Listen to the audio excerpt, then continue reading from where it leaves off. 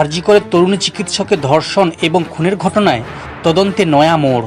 Seminar রুমে উদ্ধার করা হয় তরুণী চিকিৎসকের মৃতদেহ, কিন্তু সেমিনার রুমেই কি আদৌ খুন করা হয়েছিল নির্যাতিতাকে? তদন্তে উঠে এলো চাঞ্চল্যকর তথ্য। সূত্রে খবর অনুযায়ী ডিজিটাল তথ্য প্রমাণে ভর করে এবং মূল ঘটনাস্থলে খোঁজে সিবিআই। সেমিনার রুম কি অন্যত্র? কোথায় খুন হয়েছিলেন পড়ুয়া চিকিৎসক? তদন্তে শুরু থেকেই বারবার উঠে এসেছে এই প্রশ্ন। এবার ক্যাজুয়ালি ব্লকের নির্দিষ্ট একটি জায়গায় সিবিআই নজরে। পারিপার্শ্বিক তথ্য প্রমাণ ও ডিজিটাল এভিডেন্স থেকে এমনই ইঙ্গিত বলে দাবি সিবিআই এর। ক্যাজুয়ালিটি ব্লকে এই জায়গাতেই কি তাহলে খুন করা হয় নির্যাতিতাকে?